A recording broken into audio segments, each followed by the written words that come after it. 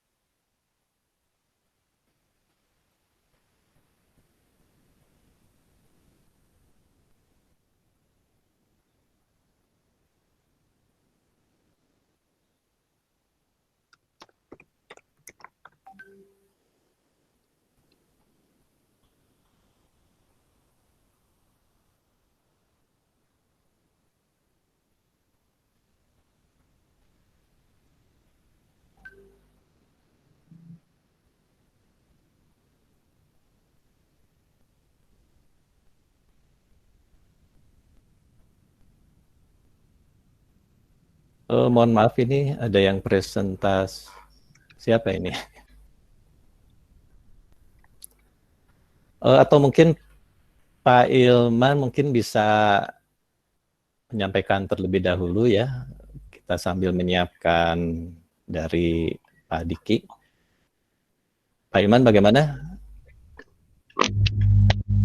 Baik, untuk presentasi, apa mau saya yang sharekan atau dari hostnya, Pak? Dari Kang Ilman aja langsung. Oke. Ini yang sedang Ya. presentasi BS ini, mohon di close dulu. Langsung aja Kang, nanti akan mengganti dari yang BS ini. Oke.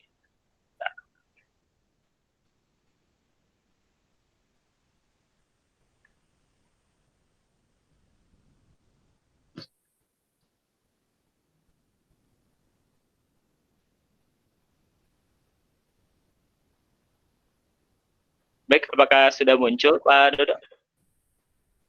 Sebentar. Oke, ya sudah akan muncul. Enggak. Baik. Bismillahirrahmanirrahim. Assalamualaikum warahmatullahi wabarakatuh. Bersyukur kita pada kesempatan pagi hari ini kita dipertemukan dalam ruang webinar ini, dan semoga pertemuan kita pada pagi hari ini bisa meningkatkan ilmu kita yang aku seminar dulu ya. juga dalam profesionalitas kita ya, dalam kenapa? melakukan pelayanan. Mohon untuk peserta yang lain menonaktifkan mikrofonnya. Baik, presentasi ini saya tuliskan dengan judul Apoteker Menjawab Tantangan dalam Menyambut Vaksin COVID-19, ya. Karena sekarang ini hampir ada sekitar 100 lebih kandidat, ya, perusahaan yang berlomba-lomba untuk memproduksi vaksin COVID-19 ini. Dan sudah ada beberapa yang masuk ke uji klinis fase 1, dan yang paling tinggi itu nanti diuji ke klinis fase 2. Nah, kita harus pahami bahwasannya vaksin inilah bagian dari obat. Ya, berdasarkan Undang-Undang Kesehatan Nomor 36 Tahun 2009, ya, jadi obat adalah bahan atau paduan bahan termasuk produk biologi, dan vaksin merupakan bagian dari produk biologi di mana fungsinya adalah untuk pencegahan dari suatu penyakit, dan dia memang bersifat spesifik. Jadi vaksin ini adalah bagian dari komoditas farmasi yang itu akan pasti dikelola oleh apoteker. Menurut CDC, jadi vaksin ini merupakan suatu produk yang dia akan menstimulasi sistem imun seseorang agar nanti bisa memproduksi imunitas yang spesifik pada suatu penyakit tertentu sehingga bisa melindungi orang dari penyakit tersebut. Jadi kata kuncinya adalah stimulasi imun sistem, lalu juga memproduksi imunitas yang sifatnya spesifik, ya, sehingga nanti dia memiliki pertahanan terhadap suatu penyakit tertentu. Nah, jadi ini adalah definisi vaksin yang saya pikir kita sudah memahami semua, ya. Nah, bila kita lihat vaksinasi ini memiliki sejarah yang panjang dan hasil dari vaksinasi ini cukup menggembirakan, ya. Misalnya pada kasus polio, kita bisa menurunkan sejak vaksin polio ditemukan, menurunkan hampir semua kasus di seluruh penjuru dunia, ya. Sehingga tahun 2015 ini angkanya sudah sangat kecil sekali.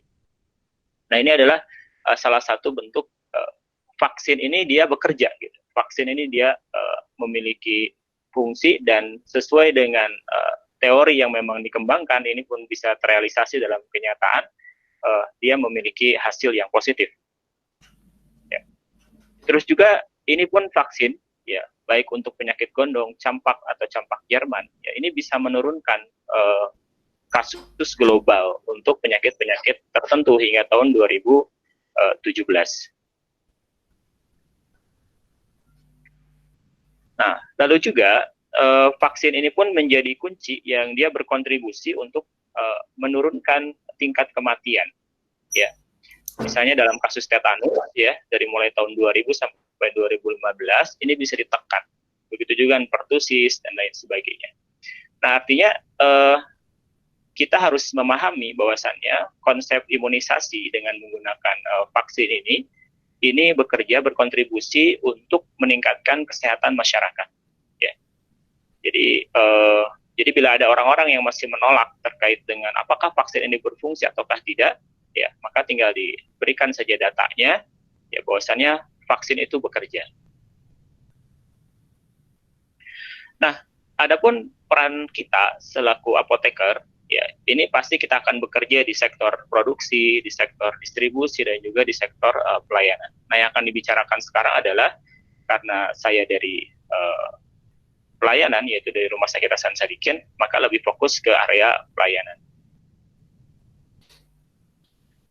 Nah, pelayanan vaksin sendiri, bila di suatu lokasi tempat pelayanan kesehatan, maka dimulai dari pengadaan sampai pemusnahan dan administrasi lainnya. Ya. Bagaimana cara pengadaan yang benar dari distributor yang resmi, ya. Lalu juga kita bisa menentukan kualitas dari barang yang kita beli. Ya. Ini penting untuk kita memiliki pengetahuan tentang itu. Walaupun kita memiliki pengetahuan dan memiliki protokol yang benar dan diaplikasikan secara sempurna terkait dengan penyimpanan dari vaksin, lalu kita pun tahu bagaimana cara mendispensing vaksin tersebut sehingga sampai kepada pasien ataupun sampai kepada individu yang akan diimunisasi.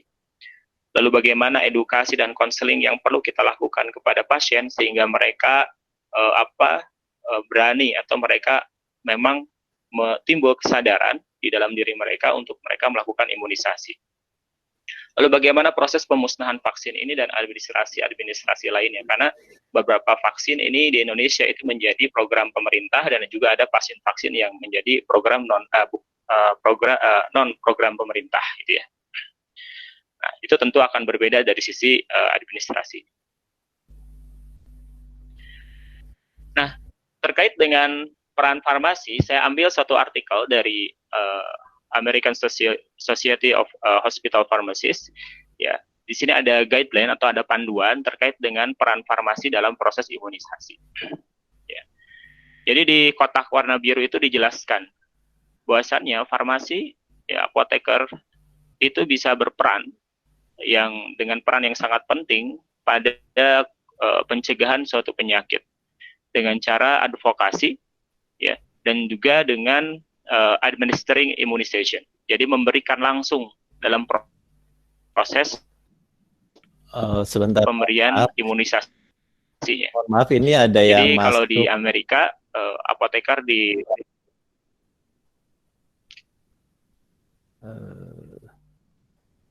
Pak Iman mungkin bisa diulang lagi ya presenting ya. Ini sepertinya ada yang masuk.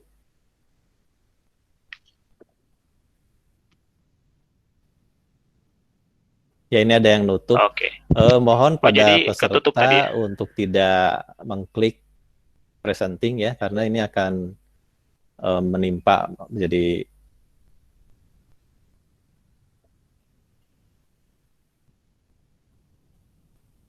Oh iya,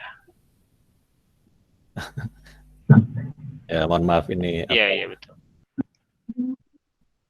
Bu Yun, mohon kesediaannya untuk menutup screen share-nya. Ibu Bu Yun. Kang Irman di reshare aja coba. Reshare ya? Oke. ya Coba di-share. reshare. Jadi kita nutup. Baik. Bentar. Wah, malah jadi ada tampilan. Iya. Biasa. Gak sadar biasanya. Nggak apa-apa, ini kan kita ini. Pak Sri Widodo bisa itu kok bisa di-kick. Nggak bisa ini kalau itu ya.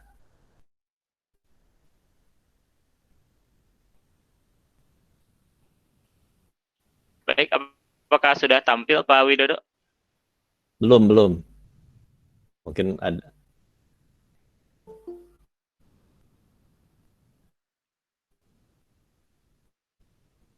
Coba saya. Nah.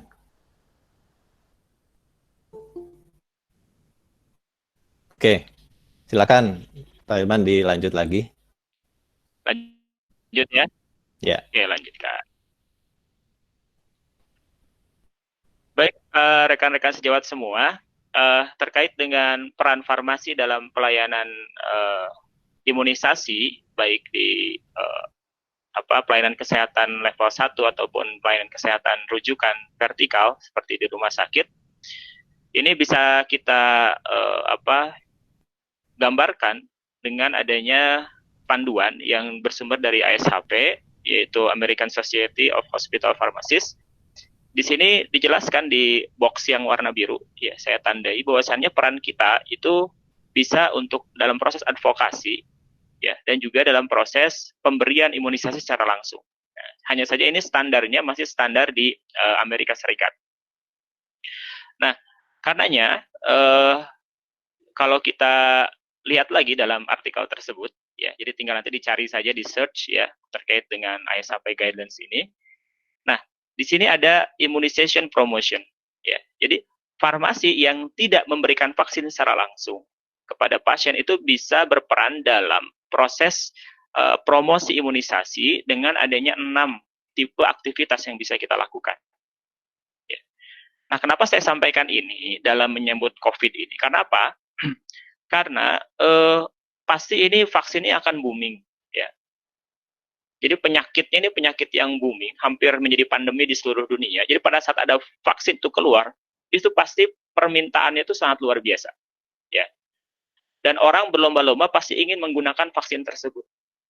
Nah, kita selaku orang yang berperan penting dalam mengelola perbekalan ini, ya, dan bertanggung jawab juga kepada sisi klinis dari sisi klinisnya, maka kita harus bisa, ya, mengelola sediaan tersebut sehingga pasien mendapatkannya secara rasional, ya, jangan karena jadi tren terburu-buru sehingga ya, nanti banyak menimbulkan medication error dikarenakan kesalahan penggunaan dari vaksin tersebut. Karenanya ada 6 hal yang bisa kita lakukan. Yang pertama adalah history and screening, yang kedua adalah patient counseling, yang ketiga dokumentasi, yang keempat formulary management, yang kelima administrative measure, yang keenam adalah public education. Ya. Jadi ini sengaja saya kutipkan ya sehingga bisa menjadi dasar pemahaman kita dalam menghadapi nanti era setelah vaksin ini keluar atau pada saat sekarang dengan vaksin-vaksin yang lain pun ini bisa diterapkan.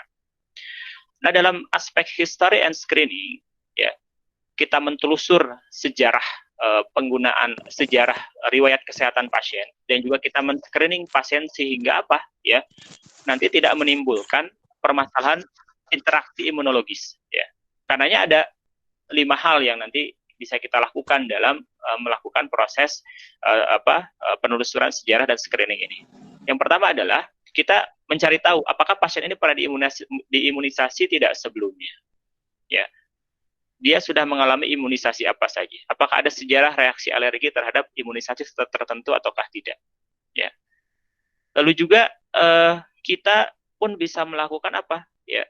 Kita bisa melakukan pendeskripsian terkait dengan profil vaksin yang itu cocok untuk pasien tersebut.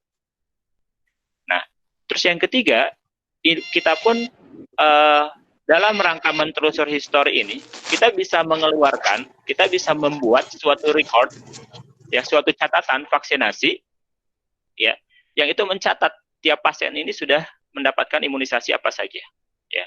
Jadi semacam rekam medis lah. Cuma memang diperlukannya, disimpannya ini untuk keperluan dari sisi kefarmasian. Yang keempat, nah ini penting, adalah kita juga bisa mempertimbangkan terkait dengan interaksi imunologis. Ya.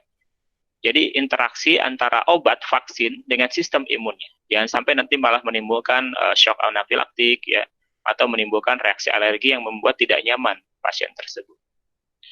Nah, lalu juga yang terakhir adalah kita bisa men-screening pasien dari sisi kebutuhan imunisasinya. Ya. Nah, jadi bisa jadi ada beberapa pasien yang Bapak tidak perlu melakukan imunisasi tertentu gitu ya, atau memang Bapak sangat perlu melakukan imunisasi ini. Nah, ini adalah peran dari farmasi yang memang selama ini mungkin ini banyak dilakukan oleh perawat, bidan, dokter gitu ya. Nah, akan tetapi kita walaupun selama ini kita masih di belakang layar dalam pengelolaan vaksin dan pelayanan vaksinasi ini, ya, nanti kita coba agak sedikit ke depan dan kita mulai memunculkan pengetahuan kita, ya, dan peran kita sehingga nanti bisa diakui oleh sejawat kesehatan yang lain. Nah, yang kedua adalah pasien konseling. Ya.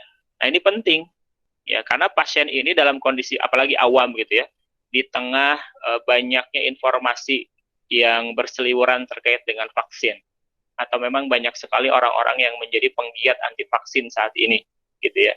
Terus juga banyaknya berita-berita yang akhirnya masyarakat menjadi paranoid untuk dilakukan imunisasi. Pada saat pekan imunisasi MR dulu kan, ada yang dinyatakan meninggal setelah diimunisasi, masyarakat jadi ketakutan.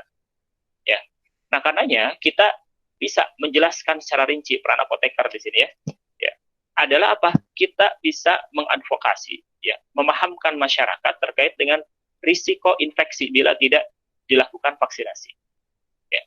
Terus yang kedua adalah kita memperkuat, ya, sikap masyarakat ini untuk bisa menerima imunisasi ini. Ya. Tapi kan misalnya vaksinnya itu ada tripsinnya terbuat dari babi. Nah, kita bisa jelaskan alurnya, ya. Nah, karena kita harus belajar tuh penggunaan tripsin dalam proses produksi dari vaksin ini ada di mana dan apakah nanti di produk akhir ada ataukah tidak, ya. Terus juga ada info terkait dengan adanya timerosal yang terbuat dari raksa yang nanti menimbulkan autisme bla bla bla gitu ya. Nah, kita pun bisa jelaskan apa itu timerosal, ya. Berapa sih dosisnya sehingga dia bisa menimbulkan efek toksik? Berapa sih dosis yang digunakan untuk vaksin tersebut gitu ya. Nah, itu bisa dijelaskan. Dan kita pun bisa berdiskusi dengan mereka terkait dengan keamanan vaksin dan efektivitas dari vaksin itu sendiri. Ya.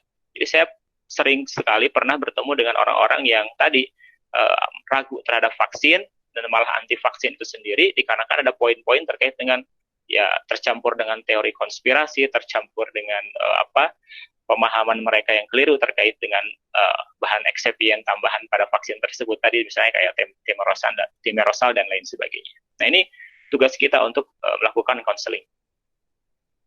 Selanjutnya adalah kita mendokumentasikan, ya. Jadi kita mulai menyusun, ya, suatu rekam medis yang dimana kita bisa mengetahui, ya, orang ini sudah pernah divaksin apa saja, ya. Misalnya di puskesmas kita, di level puskesmas yang melakukan vaksinasi. Coba kalau kita lihat, tanya misalnya ke ibu-ibu, ya, yang anaknya udah 10 tahun, yang anaknya udah 15 tahun gitu ya. Ini anaknya pernah divaksin apa saja? Bisa jadi ada yang sudah masih ingat, tapi tentu akan sangat banyak yang orang-orang yang sudah lupa, anak saya udah divaksin ini belum ya? Anak saya udah divaksin ini atau belum? Nah, ini. Nah, Lalu juga terkait dengan apa? Kita mendokumentasikan jika terjadi efek samping. Nah, ini penting. Pelaporan efek samping yang kita feedbackkan ke Badan POM itu sangat penting dalam untuk menjadi acuan ya terkait dengan keamanan vaksin di kemudian hari. Ya. Nah, terus yang terakhir juga adalah kita bisa membuat dokumentasi terkait dengan catatan-catatan untuk mengingatkan kepada petugas kesehatan yang memberikan vaksin kepada masyarakat langsung terkait dengan apa? Dosis yang dipergunakan. Ya. Jadi ketahuan nih, oh ini dikasihnya berapa mili. Pasien ini dikasih berapa mili. Nah, itu ada catatannya dan kita simpan itu catatannya. Sehingga nanti kalau misalnya terjadi suatu reaksi yang tidak diinginkan, ya, pasiennya alergi atau misalnya pasiennya tetap terkena penyakit yang sebenarnya bisa diproteksi oleh vaksin tersebut, nah kita ada catatannya, oh ternyata dosisnya kurang. Nah, ini bisa jadi semacam pelaporan. Atau misalnya, oh ternyata memang sediaannya itu sudah rusak dan lain sebagainya. Ya, nah ini penting dokumentasi. Ini peran dokumen berkualitas. Nah, farmasi pun pasti akan dilibatkan dalam formulari manajemen, dalam pengelolaan formularium. Ya, dimulai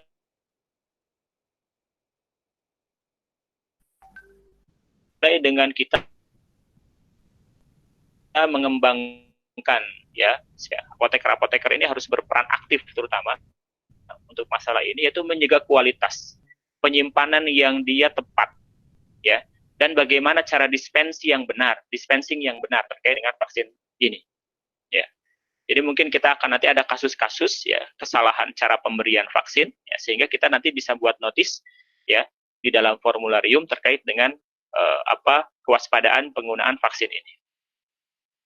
Lalu juga kita bisa memilih nih, farmasi, apakah mau pakai yang single dose atau yang multi dose. Nanti didasarkan kepada efisiensi, keamanan, sisi ekonomi, dan juga dasar dari peraturan yang ada. Ya. Nah, untuk keamanan vaksinnya sendiri pun kita harus bisa mengembangkan bagaimana kita melakukan stok. Ya. Nah, jangan salah, stok ini ya itu sangat terkait nanti dengan keamanan pasien juga. Ya, keamanan pasien. Jadi pada saat dokter sudah memperkirakan ya jumlah pasien yang akan diimunisasi, misalnya ada sekian orang, ya lalu konfirmasi ke farmasi, ada nggak vaksin misalnya jumlahnya 100 vial? Oh siap, ada ya. Ternyata karena kita permasalahan stok, ya. Jadi pada saat pasien datang ternyata stoknya di bawah itu. Ya, itu kan nanti kasihan pasien harus pulang lagi dan sebagainya. Nah, itu akan menimbulkan ketidaknyamanan nanti dalam pelayanan baik dokternya itu sendiri, dan tentu pasiennya akan merasa dirugikan karena sudah datang jauh ya dan vaksinnya tidak tersedia. Nah, lalu juga adalah terkait dengan transportasi yang tepat dan penyimpanan yang tepat. Ya, nanti akan saya sedikit bahas terkait dengan transportasi dan juga storage, terutama dari masalah storage ya. Nah, lalu juga farmasi juga ini bisa mendorong adanya suatu aturan ya. Jadi semacam stewardship, semacam aturan. Ya, jadi kita dorong adanya imunisasi yang diberikan kepada staf, ya, pasien, ya, dan ini menjadi suatu kebijakan di organisasi itu sendiri, ya. Misalnya contohkan dalam artikel tersebut, misalnya hepatitis B, ya, profilaksis untuk tenaga kesehatan yang memang beresiko terkena produk darah atau bahan-bahan yang terkontaminasi. Dia itu banyak bekerja dengan cairan tubuh pasien, baik darah ataupun apapun, yang kemungkinan ada kontaminasi virus hepatitisnya, maka kita dorong, harus kita buat klasifikasi. Oh, ini wajib vaksinasi hepatitis B, oh ini wajib vaksinasi influenza, dan lain sebagainya. Kayak sebelumnya kami di RSAS sempat juga divaksinasi dengan menggunakan vaksin flu ya, dari produk Bio Farma, Flubio. Itu hampir semua tenaga kesehatan di vaksin itu ya. Nah, itu salah satu bentuk upaya administratif ya untuk juga staf mendapatkan haknya ya untuk perlindungan dari penyakit. Nah, ini juga yang penting adalah terkait dengan edukasi publik. Kita mengedukasi masyarakat, ya. Apoteker-apoteker harus mampu untuk menjelaskan apa itu imunisasi, ya. Kenapa harus dilakukan imunisasi, gitu ya. Menjawab keraguan masyarakat, misalnya dulu juga orang tua saya nggak diimunisasi, sehat-sehat saja, gitu ya. Nah, kenapa sekarang harus diimunisasi? Kasihan kan bayi baru lahir udah harus disuntik, gitu ya. Dimasukkan zat-zat yang tidak alami ke dalam tubuhnya, gitu ya, dan lain sebagainya. Ya, ini menjadi tantangan, ya. Dan ternyata tantangan-tantangan terkait dengan imunisasi ini tidak hanya ada di negara seperti Indonesia, ya, di Eropa pun muncul dan di Amerika pun muncul, ya, orang-orang yang memang menolak dilakukan imunisasi. Ya. Nah, kita pun bisa memfasilitasi terkait dengan strategi, ya, untuk pencegahan penyakit baik di lingkungan kerja, ya, atau di lingkungan masyarakat, ya, bila yang bekerja di puskesmas misalnya. Ya. Lalu juga kita pun bisa mendorong dilakukan vaksinasi kepada populasi-populasi yang high risk, ya, populasi yang memang beresiko besar, ya, untuk terkena suatu penyakit dan akan menimbulkan fatality yang lebih parah, gitu ya, dibandingkan dengan komunitas yang lain. Nah, ini penting untuk dilakukan promosi terkait dengan OHUI, ya. Gimana sih kita cara mencari, merujuk kepada literatur yang benar, gitu. Karena kan kita sekarang lagi era evidence based medicine, ya, pengobatan didasarkan kepada bukti, ya. Nah, di bawah ini saya sampaikan suatu link. Ini terkait dengan pelatihan dasar, informasi-informasi dasar terkait dengan vaksin. Nah, ini bisa diakses, ya. Dari mulai kenapa harus divaksin sampai pertimbangan benefit and risk-nya, gitu ya, jenis-jenis vaksin dan lain sebagainya. Nah, silakan nanti diklik link tersebut, ya. Ini dikeluarkan oleh WHO, ya, berbahasa Indonesia, jadi sudah sangat mudah, ya, untuk kita memiliki pemahaman dasar terkait dengan vaksin, ya. Di bangku kuliah memang disampaikan, ya, oleh para dosen atau para guru kita, disampaikan terkait dengan vaksin ini, ya, tapi kadang kan gitu kalau mahasiswa hanya untuk ujian saja, gitu ya. Nah, sebagai untuk pengingat, ya, di tengah-tengah masyarakat kita sudah jauh dari dosen, kita sudah jauh dari guru, maka kita bisa mengakses literatur atau situs-situs yang memang memberikan data yang memang akurat. Nah, untuk merujuk kepada literatur, kita harus tahu dulu nih grading dari suatu literatur evidence itu seperti apa, ya. Nah, ini adalah urutan dari mulai level 1++, ya, sampai level 4. Istilahnya apa? Kalau 1++ itu tingkat kesohihannya itu paling sohih, gitu, ya. Artinya kalau dia bilang A itu benar, gitu, sesuai dengan kenyataan, ya. Kalau memang dia bilang ini efektif, itu benar, itu efektif, gitu. Karena apa? Dia merupakan studi meta-analisis, ya, yaitu systematic review dari beberapa penelitian yang RCT, mempunyai kualitas tinggi dan punya risiko bias yang rendah. Dan yang paling bawah adalah nomor 4, saya langsung ke nomor 4 adalah ini pendapat expert.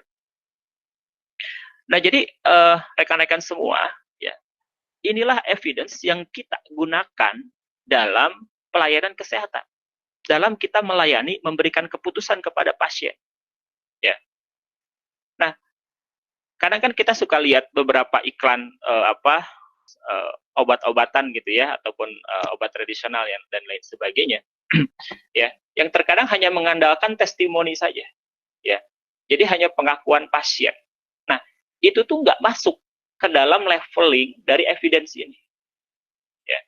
Itu sangat lemah sekali kalau kita mendasarkan, ya, keputusan kesehatan, keputusan terapi kita didasarkan hanya kepada testimoni. Itu kan kayak misalnya ibu lagi ngerumpi, aduh Bu, anak saya sakit perut, gitu kan. Oh, pernah anak saya juga sakit perut kemarin, dikasih obat ini nih sama dokter, gitu ya, tunjukin antibiotik, coba ibu beli ini, gitu kan. Nah, akhirnya itu kan testimoni saja, akhirnya belilah dan nggak sembuh lah misalnya, gitu. Udah dipakai antibiotiknya, tidak dapat indikasi dan sebagainya, nggak sembuh-sembuh juga. Nah, artinya kan itu merupakan keputusan yang keliru, dan kita selaku profesional ya selayaknya kita tetap merujuk kepada evidence dengan grading seperti ini, ya, gitu. Yang paling top itu yang 1++.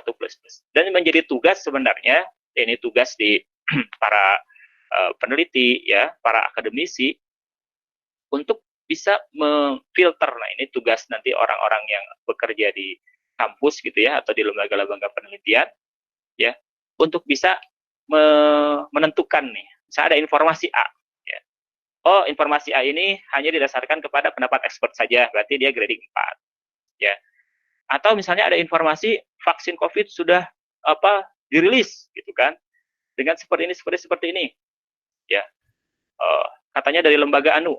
Nah, ditelusur ada tidak studi literaturnya yang menyatakan demikian. Kalau tidak ada kan berarti itu bisa jadi informasi yang keliru atau informasi yang menyesatkan. Nah, tugas-tugas seperti ini memfilter informasi yang masuk ke dalam benak masyarakat, ya, sehingga informasi yang benar, informasi yang didapat itu benar. Nah, dan yang lebih penting adalah memfilter informasi yang masuk ke dalam otak kita selaku para profesional kesehatan yang sudah bersumpah, yang sudah dipercayai oleh masyarakat bahwasanya perkataannya itu benar gitu ya. Nah, untuk apa? Memfilter informasi yang nanti kita sampaikan kepada masyarakat, jangan sampai tadi informasi yang grade-nya itu di bawah grade evidence gitu. Nah, buat apa level ini ditentukan adalah untuk menentukan rekomendasi. Nah, saya lanjut ya, rekomendasi. Kalau baru level tadi, itu baru level tingkat kepercayaan dari sisi literatur. Nah, kalau rekomendasi itu, ini sudah dalam artian apakah bisa diaplikasikan, ya, tingkat kepercayaan, ya, dan juga apakah bisa langsung nanti dilakukan dalam pelayanan kesehatan atau tidak. Nah, makanya nanti dibagi lagi rekomendasi A, B, C, dan D. Ya. Kalau yang A itu didasarkan bukti ilmiah, ya, paling tidak satu meta-analisis. Jadi kalau ada satu jurnal yang dia bekerja dengan metode meta-analisis, ya, lalu dia melakukan systematic review, ya, dan mempunyai level 1++, dan dapat secara langsung diaplikasikan ke populasi target, ya. Nah, ini adalah rekomendasi tingkat A. Ya, biasanya pada bagian generalisasinya yaitu dijelaskan bahwasannya penelitian ini bisa diaplikasikan kepada populasi yang lebih luas. Dan yang paling rendah itu yang D, ya. Gitu. Ini yang levelnya 2++ atau yang hanya 4 saja. Nah, kalau nggak ada yang level A, nggak ada yang B, yang C, ya kita pegang pakai yang D. Gitu ya. Ya, sampai ada minimal expert yang berbicara. Nah, itu yang kita pegang. Tapi kalau misalnya ada expert yang berbicara, terus ada data lain yang dia literaturnya lebih kuat, yang rekomendasinya lebih tinggi, ya, maka kita pakai yang rekomendasinya lebih tinggi. Nah, itu adalah terkait dengan cara kita merujuk, ya, kepada suatu artikel ilmiah. Nah, hadirin semua, rekan-rekan semua, kalau kita melihat bagaimana proses pembuatan vaksin ini sangat panjang sekali sebenarnya. Dari mulai uji praklinis sampai dengan uji klinis. Ya. Dari mulai uji di laboratorium praklinis kepada hewan, ya. Lalu mulai masuk ke fase uji klinis, fase 1, yaitu uji pada sekelompok populasi puluhan orang untuk memonitor keamanan vaksin. Lalu juga fase 2 untuk memonitor efikasi dan dosis, ya. Terus fase 3, populasi yang lebih besar, berbagai tempat di negara, di benua, ya. Lalu setelah fase 3 bisa dirilis ke pasaran. Dan yang keempat adalah mulai direview, ya, vaksin yang setelah ada di pasaran ini. Jadi secara studi sebenarnya kalau ini dijalankan secara sempurna, vaksin yang sudah lolos sampai fase 3 itu sudah menunjukkan bahwasanya pasien tersebut vaksin itu bisa digunakan secara luas di tengah-tengah masyarakat. Bahkan tidak hanya dalam satu negara, tapi juga bisa digunakan di negara-negara yang lainnya. Ya. Pak Yohan, mungkin ini saya ambil dari presentasi salah satu waktunya, ya, waktunya diperhatikan. Ya, ini yang menunjukkan kalau misalnya vaksin dalam dalam proses normal ya, ini bisa sampai untuk mengembangkan seednya saja 3 tahun. Nanti mungkin Bapak Diki yang akan menjelaskan ini timelinenya ya. Ini juga sama, proses pembuatan vaksin sebenarnya bisa sangat panjang sekali. Ya, ini kriteria ideal, ada yang efektif, harus efektif, ya, tahan lama, dapat menimbulkan kekebalan optimal, berisi kombinasi sejumlah antigen, tanpa efek samping, stabil dalam suhu penyimpanan, dapat diproduksi secara massal, murah dan terjangkau. Ini adalah kriteria ideal dari vaksin. Nah, kita harus bisa membandingkan juga efikasi vaksin dan keamanan vaksin. Nah, contoh misalnya ini, resiko terjadinya penyakit setelah infeksi dibandingkan resiko kejadian ikutan pasca imunisasi. Jadi yang paling dikhawatirkan kan KIPI, kejadian ikutan pasca pasca imunisasi. Nah, misalnya ini ada infeksi campak, ya, dengan setelah imunisasi campak, ya. Kita lihat bahwasannya memang ada beberapa, ya, setelah imunisasi campak muncul kejadian, misalnya ensefalomyelitis, ya, pasca infeksi, atau bisa jadi ada anafilaksis, ya gitu ya, atau ada trombositopenia. Ya, tapi kalau kita lihat tingkat kematian itu 0. Sedangkan kalau dibiarkan infeksi campak itu berkembang, ya, ini tentu tingkat kematiannya akan sangat tinggi. Ya, jadi ini hanya membandingkan terkait dengan kondisi tidak divaksin dan kondisi setelah divaksin. Jadi divaksin pun pasti akan menimbulkan adanya efek samping, kejadian ikutannya, cuma resikonya sangat kecil dibandingkan dengan resiko tidak dilakukan imunisasi. Nah, ini adalah alat tools untuk pemantauan suhu penyimpanan. Ini ada cold chain monitor, ada vaksin file monitor gitu ya. Nah, nanti bisa dilihat ya, ini untuk kita penyimpanan vaksin supaya itu baik ya. Lalu juga ada stopwatch gitu. Nah, ini kondisi yang tidak boleh berulang. Gempa dengan kondisi tidak divaksin dan kondisi setelah divaksin. Jadi divaksin pun pasti. Nah, lalu ada wabah difteri. Ya, difteri itu sudah hampir rendah, tiba-tiba terjadi wabah lagi, terjadi outbreak, gitu ya. Nah, kemarin kejadian. Nah, ini jangan sampai terulang lagi. Ya. Nah, atau penyimpanannya nggak baik, gitu ya. Misalnya seperti ini, plastik penetesnya disimpan dalam freezer, ini bisa menyebabkan jadi rapuh dan mudah robek, atau dicampur dengan makanan, ini nggak boleh terulang dalam pelayanan kesehatan. Nah, ini ada 8 kandidat vaksin yang sedang diuji klinis. Yang paling tinggi itu adalah di fase 2. Ya, mungkin nanti akan dijelaskan oleh Pak Diki ya. Nah, tantangannya apa? Tantangannya adalah strain virus lokal. Ya. Jadi kalau memang virus SARS-CoV-2 yang menginfeksi orang-orang di Indonesia, ya, ada satu berita nih ya dari Kumparan ini, bahwasanya jenis virus corona di Indonesia beda dengan 3 jenis yang beredar di dunia. Jadi beda ya. Nah, misalnya ini ada vaksin flu bio ya, yang dikeluarkan Bio Farma, ini menggunakan strain dari Solomon Island, dari Hiroshima, dari Malaysia gitu ya. Nah, ini artinya kan sudah diketahui ternyata virus flu yang beredar di Indonesia itu banyaknya adalah strain ini. Nah, makanya kalau yang untuk SARS-CoV-2 ini ya, yang sedang sekarang diproduksi di berbagai negara, apakah menggunakan ini akan berpengaruh nanti kepada efikasi dari vaksin tersebut. Nah, percepatan pembuatan vaksin harus tetap memperhatikan khasiat dan keamanan. Ya, jadi ini di sini saya tunjukkan terkait dengan adanya uji klinis yang beberapa di skip atau disatukan dengan uji fase 1. Ya, jadi karena ingin mempercepat proses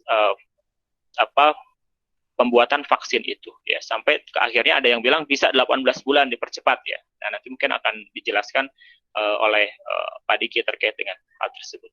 Nah, dan ternyata di Korea sendiri kontroversi terkait dengan fast track ini ya, fast track pembuatan vaksin COVID-19 ini pun sudah terjadi gitu ya, kontroversinya. Nah, yang perlu diperhatikan juga adalah mutasi virus yang terus berlangsung. Ini menjadi tantangan tersendiri dalam pembuatan vaksin. Misalnya ini artikel dari Irak, Pakistan, dan juga Turki, ya, yang dia meneliti strain virusnya. Mereka menemukan bahwasannya ada 116 mutasi yang memang mereka temukan. Ya. Nah, ini jadi jadi tantangan tersendiri. Nah, ini semacam timeline ya yang diharapkan. Dan kalau misalnya dari proyeksi ini, yang pertama, ini bisa jadi baru bisa fase 2 ini, ya, dan proses pembuatan ini dimulai di Januari sampai April 2021, ya, gitu. Juni ini baru fase 1, ya, kemungkinan.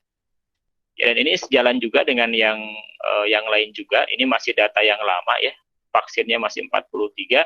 Ini di Januari 2021 baru bisa masuk ke fase 2 atau masuk ke fase 3. Ya. Nah, tantangan kita kalau misalnya nanti vaksin COVID ini adalah kita harus bisa melakukan screening ketat terkait dengan penggunaan vaksin ini. Ya. Karena tadi untuk menghindari medication error, ya, yang malah akan merugikan kepada pasien. Yang kedua, edukasi dan konseling yang adekuat. Lalu juga kita bisa melakukan proses pelaporan efek samping atau kejadian ikutan pasca imunisasi secara tepat, ya, secara cepat dan tepat, dan kita bisa mengelola perbekalan secara tepat. Baik, itu mungkin Pak Widodo, mohon maaf bila waktunya berlebihan, ya.